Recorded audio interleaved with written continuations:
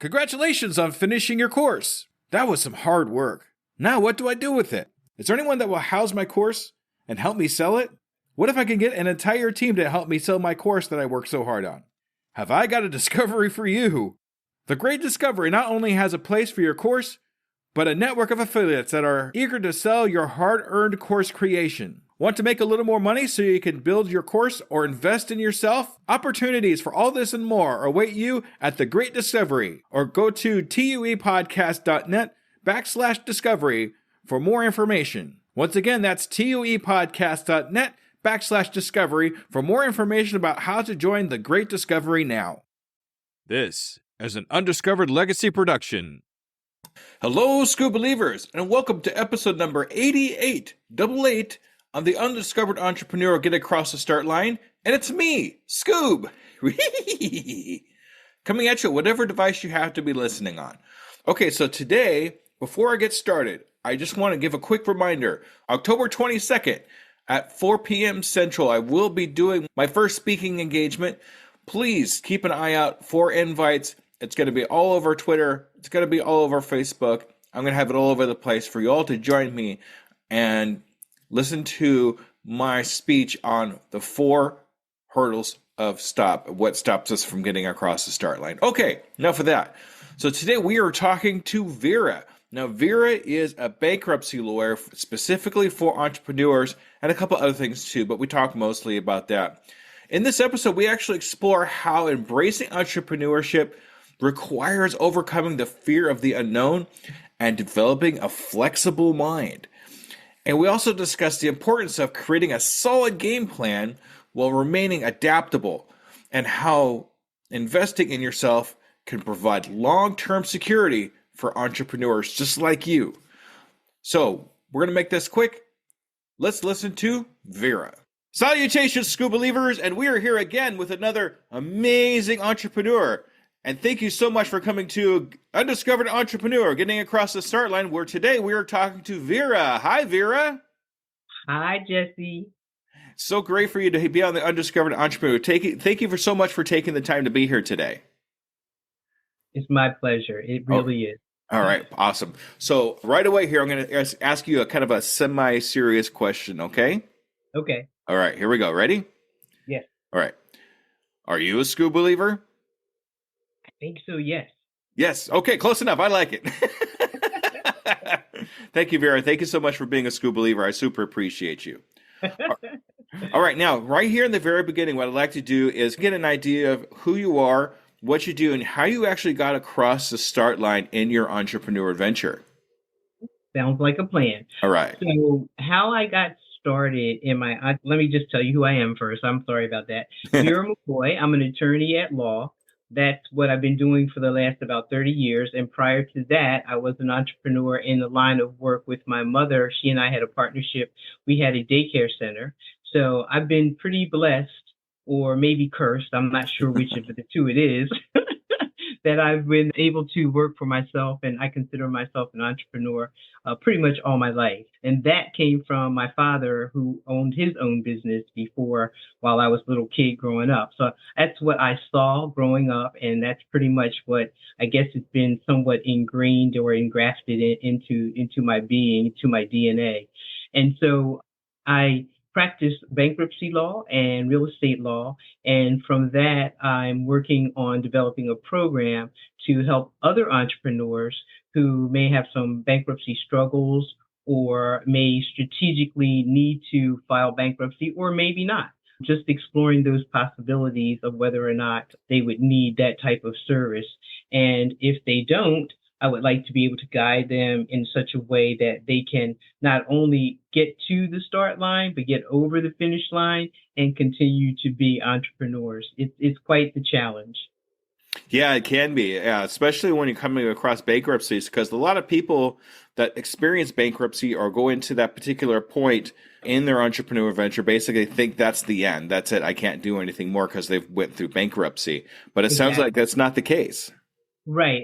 And my goal is to get them in that other frame of mind to understand and realize that that's not an end. It's actually a beginning and a nice fresh start, so that they can move on and move forward in their entrepreneurship journey. Fantastic. Tell me a little bit more when did you know you were going to be an entrepreneur? I know you said it's embedded in your DNA, but I mean, what was the thing that said that you actually did as a child, maybe, that actually made everybody think you were going to be an entrepreneur? Actually, as a child, I just worked for my dad. And it's so interesting now that I see so many young people have really taken up the mantle and are entrepreneurs. It's fascinating. It's exciting to see some of these teenagers, how they've developed programs or apps or whatever, and they're really pursuing their entrepreneurship journey at such a young age. But I got started by accident, I want to say. I had my ultimately my goal was to become an attorney, but when I got into law school I was having some struggles. So my mother wanted to start this daycare center, and she said, oh, I think you'd be great to work with the kids. So I fell into it by accident, and I loved every minute of it. I really enjoyed working with the children. The kids were the most fun. We not only had fun, but we made it fun for them. And we had a program. They had to learn things, and it was pretty well structured. But just the joy of that whole thing and the freedom of it that it gave me made me understand that I don't know that I ever want to work for anyone else. And so from there, after we did that for about, I think it was about 13, 15 years, somewhere in there, I went back and finished up law school. Well, I actually finished law school before I started the daycare, but I just started to focus in on just practicing law, and then I opened my own firm. Fantastic. You always know when you're getting to the place where you really want to do what you want to do, when you get that warm, fuzzy feeling. And it just sounds like you were able to help so many different people. And that's what a lot of entrepreneurship really is finding a way to be able to help others. Yes, indeed, yes. And although we provided a service for the parents with the daycare center, they also gave back to us in terms of the children. The kids were just so much fun, and they were so warm. And whenever you have like a bad day, not that you could have a bad day working with them, but they were little. So we had infants to about 5 years old, and they were just a lot of fun. And so they gave back to us as much as we gave to them, which is great. And as you say, being an entrepreneur is really all about servicing people and their needs. It's so interesting to be able to mold young minds like that to get them pointed in the right direction, or to at least be a part of pointing them in a specific direction to be better in their lives, especially that young. I remember when my kids are like 30 and some odd now, so it's a little bit different now for me. But when they were young, it was so great. Their imagination was unhindered by everything. So everything was a game and that kind of thing. And it's a whole different world to be able to work with children like that. Yes, it is. It was great. Yes, it was. All right. So what do you think actually holds us new entrepreneurs back from getting across the start line? What is your opinion on that? I think a lot of it is really mindset and the fear of the unknown. When you're working a traditional 9 to 5 job or whatever your traditional job is, and you're an employee, I think you feel as though you have a certain level of security because your employer is taking care of that, your finances, in terms of you're going to get paid at the end of your 40-hour week or however many hours you work. And I think that gives you a certain sense of security. But what I also think, and I think a lot of people miss this point, is that really isn't as secure as it appears to be. So, I mean, at any given time, if the powers that be have determined that you're expendable, then they're going to give you a pink slip. And then what do you do? And so I think a lot of people, instead of really pursuing something that they're passionate about and something that they believe is really worthwhile, they become fearful because they don't know of their fear is of the unknown. They're going to launch into something and not really know, okay, is this going to be successful? How am I going to pay my bills? Of course, everyone has to have food, clothing, and shelter. And so those are just your basic needs. So how am I going to pay for my food? How am I going to pay for my shelter? How am I going to pay to keep clothes on my back? So with those three issues being the big things that you got to take care of, people, I think a lot of times are just very fearful. Some people have some great ideas, but they just are afraid to launch them because they're just afraid that, okay, I'm not sure how I'm going to make my ends meet. So, Yeah, and it's so true that you really don't have the security that most people think you do because they could let you go at any time. How secure really is that? I exactly. mean, if you do a good job, great, but sometimes that's not good enough. I mean, you see, especially when COVID hit, you see a lot of people that were with their companies 30, 40 years and Yep. they let them go. Right. That's what happened in 2008 when they had the recession. There was big Hmm. people that was there for a really long time. They ended up letting go. So how secure is that really? Right. Exactly. And it's funny that you mentioned actually one of the main pillars that I talk about in getting across the start line is fear. And it is Hmm. a fear. It is a type of fear to not know. I mean, when you're looking ahead, you can't really see what's going to happen to the future. We become fearful of it because we don't Exactly. know what's going to happen, and a lot of times we fear what we don't know. But we always think about when we look at that, we think about the acronym for fear, which is false evidence appearing real. Yep. Yep. That's right. Yep. We have things we can do to keep things secure for us. But a lot of times we have to do it on our own. I mean, Hmm. you can't get better than secure if it's going to be something for you yourself because you only have one person that you could blame, yourself, Exactly. That's right. That's right. right? Exactly. Yes. That's right. So keep that in mind as you're going along and getting things started, even though it's feared or even though it's scary, Hmm. it's still something we can go forward. It's just because it's scary doesn't mean it's something we're not going to do. Exactly. And I think how my mother and I approached it was we had a game plan and we just followed the game plan. In other words, where we started the business at was a good location because it was a lot of new there were a lot of new houses being developed. A lot of developments were around the area. So in our heads, we were thinking, oh, if a lot of people are buying houses in the area, then there are families and they'll have kids and they'll need our services. And I think a lot of times if you're getting started in a business, if you do have a great idea, I think you need to just survey the the landscape of whatever it is, because everybody's not going to be into opening a brick and mortar, not anymore. There used to be a time that was it. Everybody had a brick and mortar type business, but now you can launch things online and get into e-commerce and do those types of things. But I think if you start out and think about before you get started how you're going to pursue whatever it is you're going to do, just develop a game plan that really would suit whatever it is that you're promoting, whether it's a service or a product. Make sure that people need it. And I think once you get a real grip of that, then the fear should dissipate, at least a little bit anyway. Yeah, if we take the time to test the market and make sure it's something that people are going to need or something you've heard that there's a need out there that you can actually help people with, then you Exactly. know you're in better shape. Yep. But failing to plan is definitely planning to fail. There you go. Absolutely. Absolutely. And if we Right. don't make that plan, even though we want to get across the start line as soon as possible, we need to sit down and make sure we know what we're doing, what we're getting, how we're going to get across, all the steps that we need to take to get across the start line are all met. Absolutely. Absolutely. And I think once you do that, I think that puts you in a much better place of quote unquote security. You're doing what most other people don't do. I mean, how many people actually sit down and make a plan before they go do something? A lot of people will just go do something, and I call Right. that the fast start. They're Right. gearing it towards the money. They're gearing it. They don't care about results. They just want the money. They don't Hmm. take the time to find what their zone of genius. They don't take the time to figure out what actually is needed out there. They just think they have an idea and they go for it.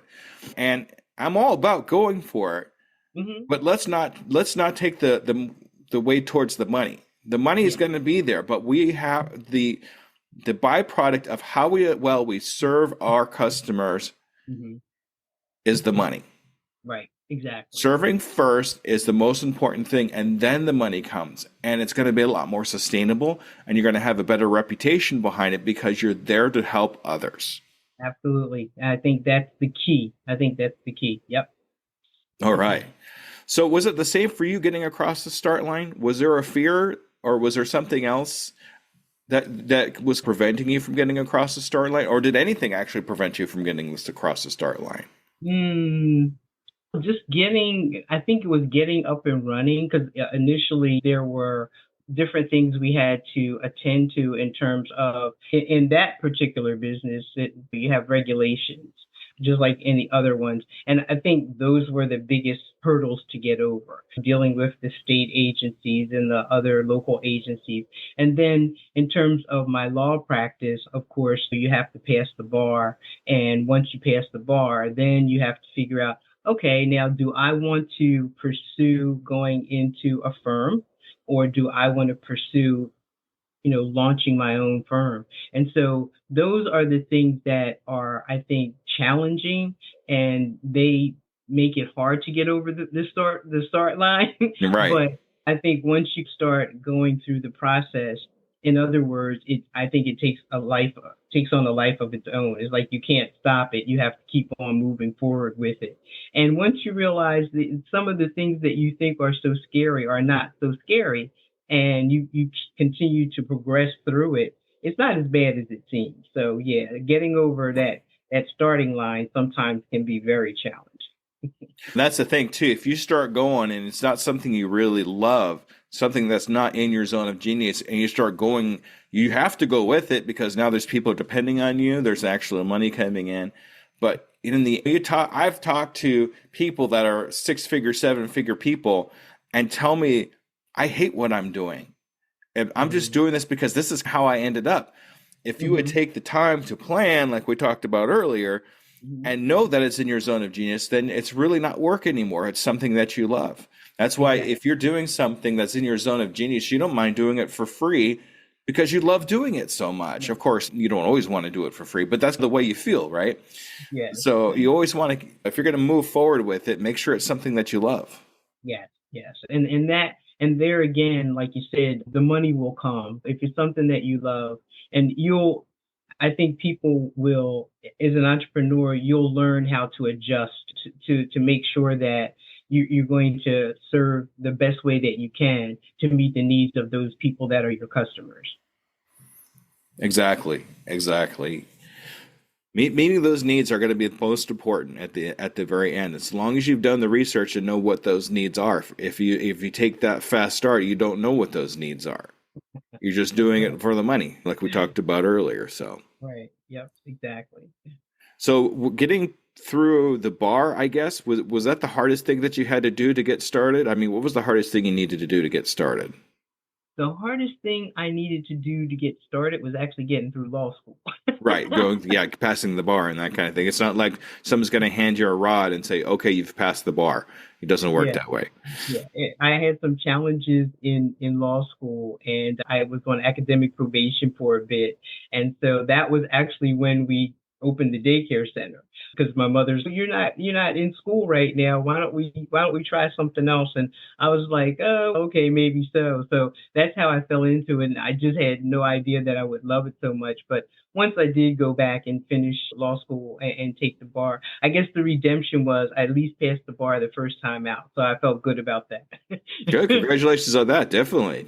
Yeah, that was great. But the challenges I think that a lot of people face in the beginning is really just overcoming the fear of the unknown. I just think that was a scary for me as well, because I had just gotten out of college and had a couple of years in law school, and then my mother's talking about starting a business. And I'm like, that kind of wasn't what I thought I was going to want to do. But after considering all of the possibilities and all of her ideas, and as I said, we had a game plan, I was like, this might work. And it began to, I think, all of the things you have to go through in the beginning to get started with the inspections and renovating the building and making it kid friendly and all those different things that you have to go through, no matter what it is you're doing.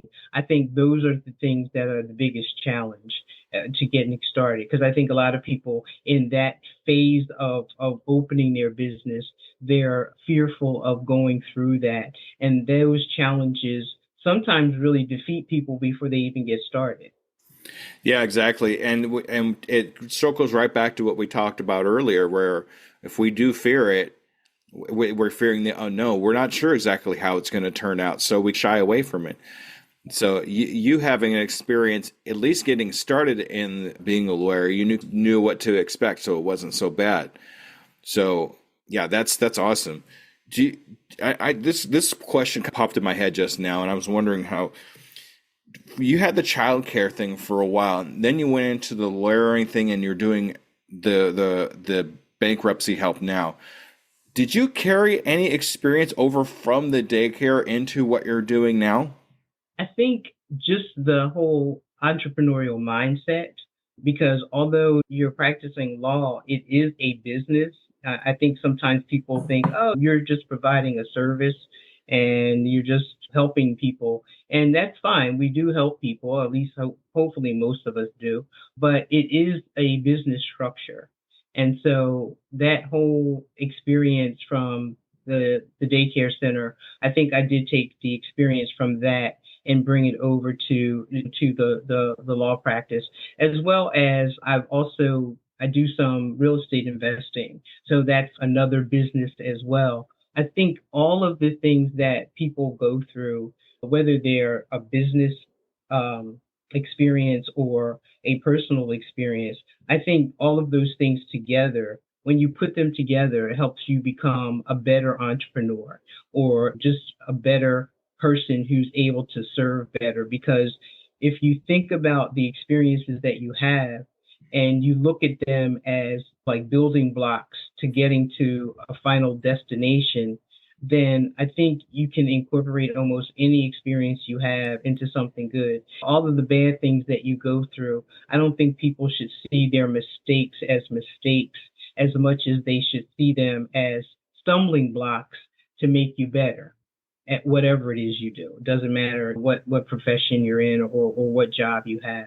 Don't look at your failures, so to speak, as failures as much as they are learning experiences to get you to a better place or to do things differently and learn from those things so that you don't make the same mistakes over and over again. You hear that, Scoob believers? That's exactly almost word for word what I tell you all about failure, right?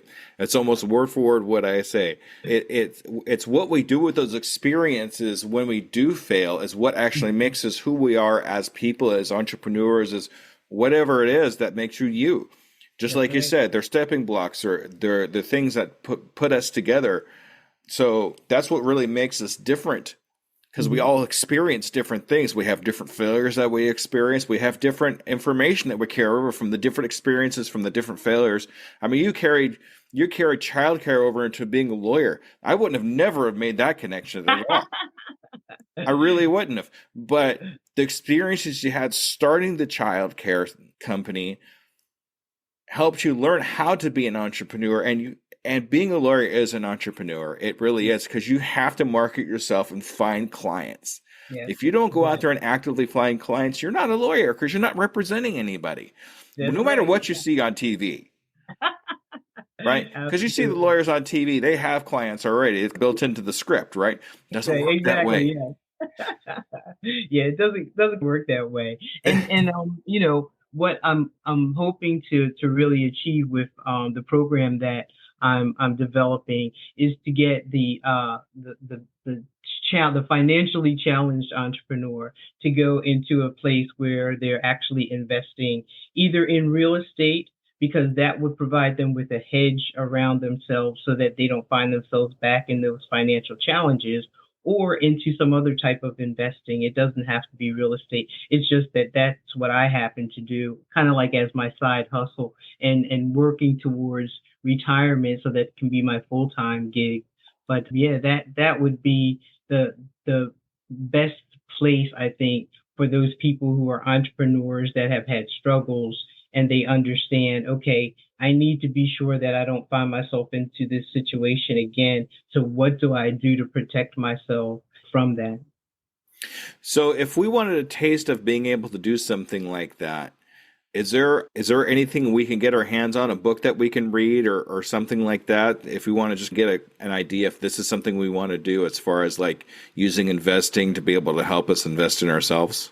I mean, to me, there's so many great books out there, and I know this sounds really cliche, but I think if people really, if you want to start out as an entrepreneur, I think one of the best books to read is Thinking and Grow Rich. And I know Oh, that's yes. it's an old school book, but it really gets you in the mindset of thinking about how your thought process really can attract the money and the people and the clients and all the things that you need to really develop and grow your business. So that's just one thing. But I mean, there's so many of them out there, especially now. I think, let's see, we have there's Grant Cardone. He does a great job in terms of teaching people how to invest. There's uh oh wow, there's lots of them. Tony Robbins doesn't necessarily promote real estate investing as much as he promotes the whole mindset piece. He's really good at promoting that. And then you have, like I said, some of the old school ones. There's John Maxwell. He promotes leadership. There's Zig Ziglar. I mean, these are all people that I've read and I've studied because they are people who really help you not just develop as an entrepreneur, but they help you to really improve your own yourself. It's a lot of self development that goes along with becoming an entrepreneur and hopefully a good one. Yeah, I have completely. You wouldn't even recognize me 4 years ago. I was a whole different person before I started Hey, this whole entrepreneur adventure thing. okay. I wasn't a great person. I'm going to be honest with you. I was not a great person. But once I started doing the podcasting and learning how to actually communicate with people properly, and then Mhm, changing my mindset about how I treat others, mhm. it really made a big difference in how I treat myself. Really, is how that ended up working. Just a side note, shameless plug. Sorry, if you want Think and Grow Rich, it is in my website under. I got to remember now. Thank you, editing courses. Resources. So Okay. if you go to my Excellent. website, tuepodcast.net, go to Hmm. resources, and I have a lot of books there. One of them happens to be Think and Grow Rich. The other one is Rich Dad Poor Dad. Yep. I was gonna mention that one as well. I actually had the pleasure of interviewing on my podcast Sharon Lecter. Oh, She yes, she was co-author of Think and Grow Rich. She's a great person to work with as well. She is a CPA, but she helped co-author that book, and she does a lot of real estate investing. So she and her husband, they're just both great people. I've done work with them, so yeah, that's a shameless plug for them. I really love them. They're good people. They're good people. that's awesome. If they're looking for to guest on another podcast, let me know. Okay. Yeah. All right. Okay, I will. Okay. So up to this point, I mean, you've had the child care center, you have what you're doing now, you have the whole lawyer thing, but can you tell me one or two major accomplishments that you've set for yourself that you're really glad happened to you, like some really good accomplishments? Wow, that's a great question. I think working at being a good mom, being a good daughter to my parents, those seem like those are mundane, but doing those things, hopefully I'm a good wife to my husband. I don't know. You'd have to ask him. But those are are small accomplishments, but they're great accomplishments in terms of me really looking at myself and hopefully developing myself into the best person that I can be. Those are major accomplishments. And in terms of professionally, being recognized by a couple of organizations that have seen fit to look at me and think that I've done a good job, I appreciate that.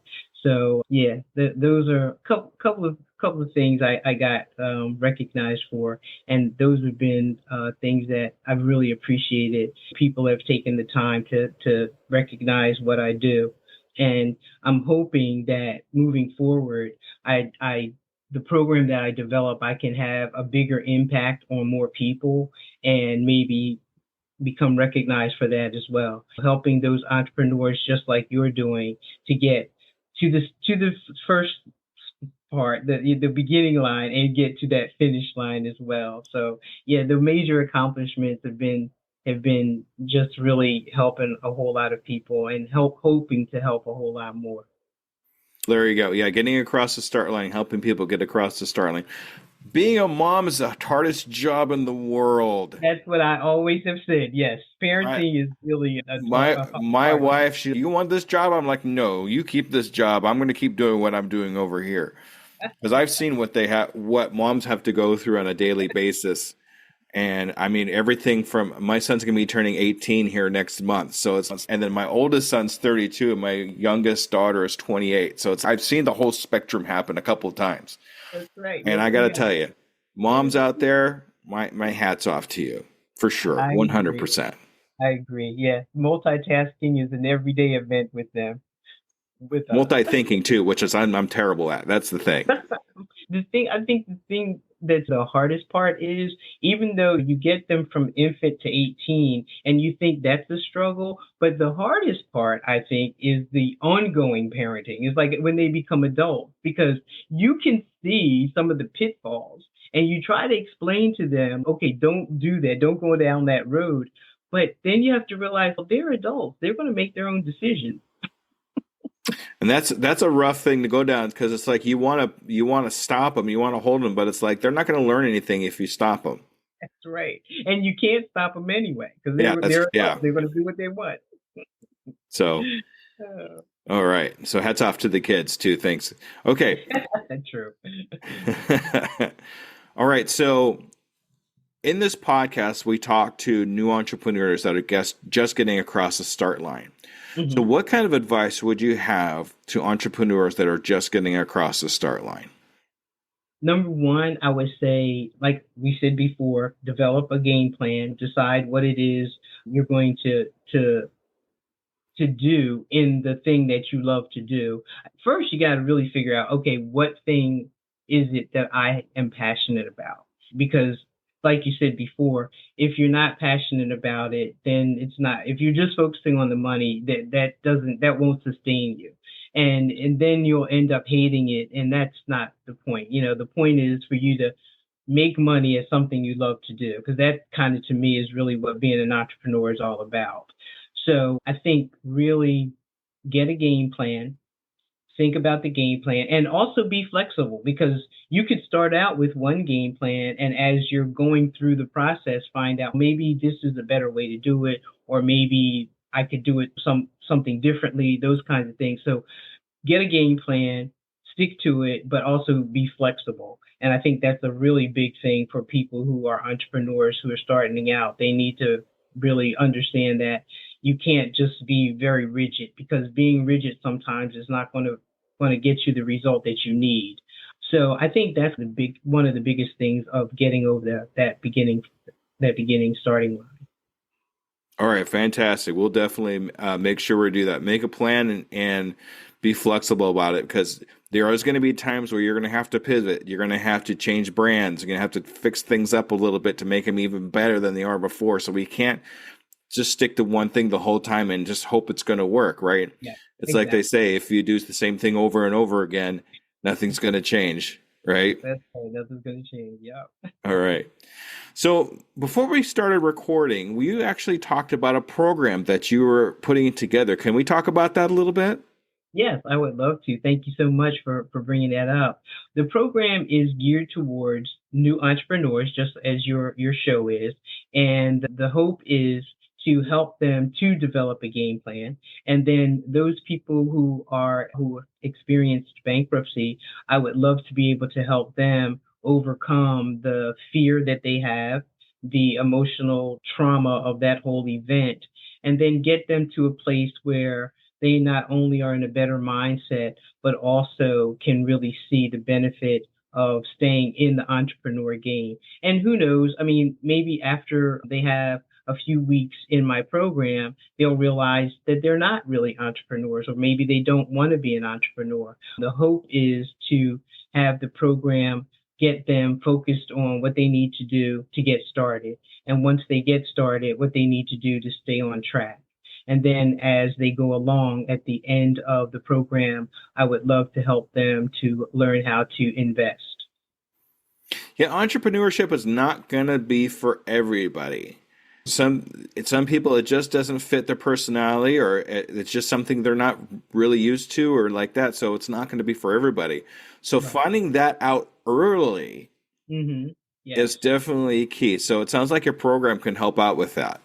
I'm hoping that that's what it does, just helping people to explore the entrepreneurial game to see if this is something that they want to do. And if it is, how I can best serve them the program can best serve them to actually get their business up and running.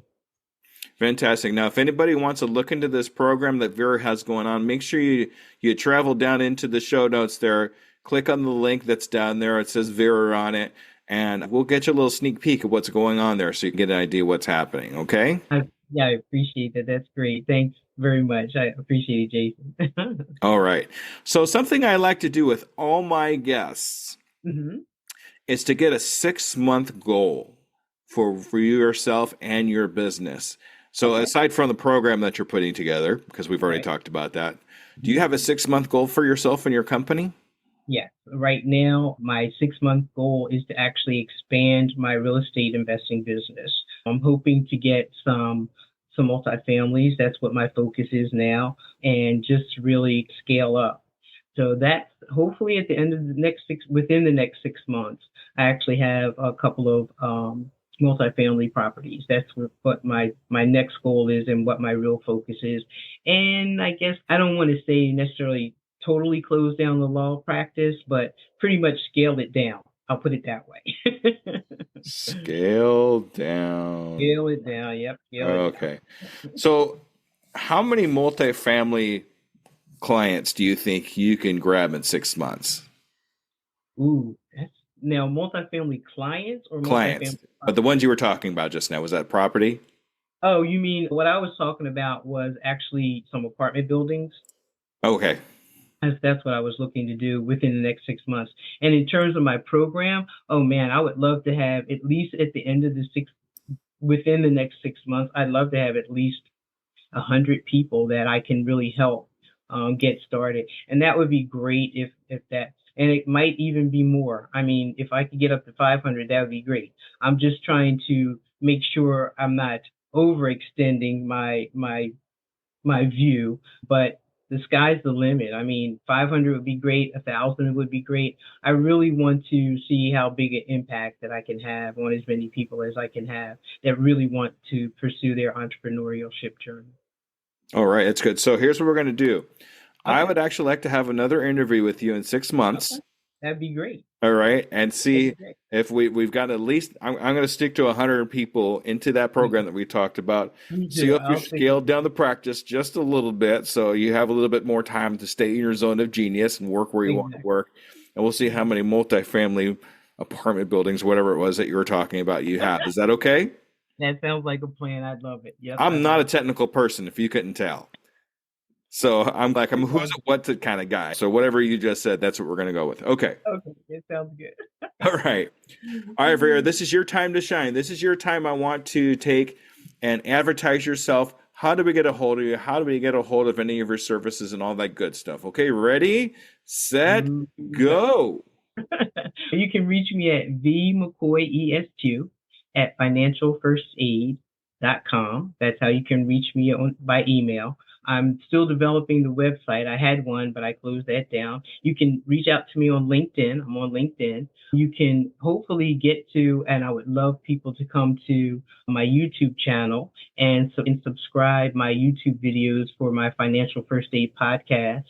That's I think it's Vera McCoy at 55 or something like that. Anyway, it's Financial First Aid with Vera McCoy. So, and also some of my podcasts are on Apple Podcasts, Spotify as well. So I'm working on having more podcasts produced as well. So that's really something, that's another goal within the next 6 months. I'd love to have a whole bunch more of those put out there. So I think those are pretty much all the ways people can reach out to me for now anyway. I do have an Instagram account as well. That's V McGill. So that's my combination of my name and my husband's name, McGill. So Nice. That's awesome. So it's nice when you just stick the other half in there too. Yes. All right, Vera, thank you so much for being on the Undiscovered Entrepreneur. This was an absolute treat.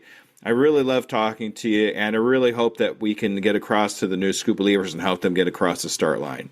Yes, indeed. Let's help push them over there. Let's push them and pull them. Okay. There you go. Thank you so much for having me, Jesse. It was a pleasure. I've got to check out the Undiscovered Entrepreneur, not just while I'm on it, but your other programs as well. I can't wait to see them. Thank you so much. All right, Scoob believers. Make sure you stay tuned for the wrap up. All right, everybody. Thank you. Bye-bye. Bye-bye. All right, Scoob believers. That was Vera. What a fantastic interview we had with her. And here's the couple takeaways I have from that one. Your past experiences are not failures, but stepping stones to success. Embrace every challenge as a learning opportunity that shapes you into a better entrepreneur and a stronger person. And that doesn't have to happen with just entrepreneurship, but it can happen with every step of your life. Everything you do, even though it might be kind of bad at the time, but it's a learning process. We learn this way as humans, and I think that's fantastic. And don't let fear of the unknown hold you back from pursuing your passions. Create a flexible game plan. Take the first step across the start line, and remember, true security comes from investing in yourself and in your dreams. So when we talk about things like that, it's not just investing in the current thing that's going on right now. It's investing in your future. Whatever we can do to make our future better and invest not just money. It doesn't always have to be about money, but invest in time, invest in relationships, invest in things that you know is going to help you in the long run. And with those fantastic words, I'm going to say thank you very much for listening to the Undiscovered Entrepreneur Get Across the Start Line, and I will see you next week. Goodbye, everybody. And there you have it, future entrepreneurs.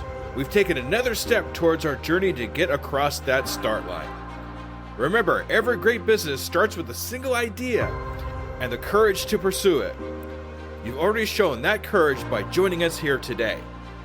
As we wrap up this episode of The Undiscovered Entrepreneur, I want to remind you that the start line isn't as far away as you might think. With each bit of knowledge you gain, each fear you face, you're getting closer to launching your dream. Until our next episode together, keep pushing, keep dreaming, and most importantly, keep taking those steps across the start line. They'll all add up to big strides in your entrepreneur adventure. This is Scoob, your guide across the start line. Remember, your future is waiting. I can, I am, I will, and I'm doing it today.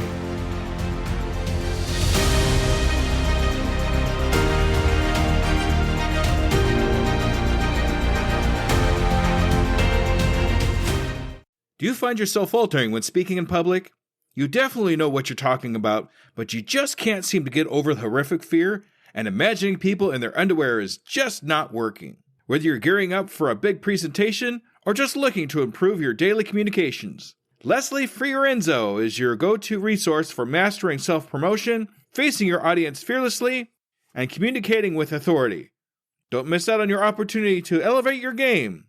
Contact Leslie Fiorenzo now, or go to tuepodcast.net/speak to step into the spotlight with confidence.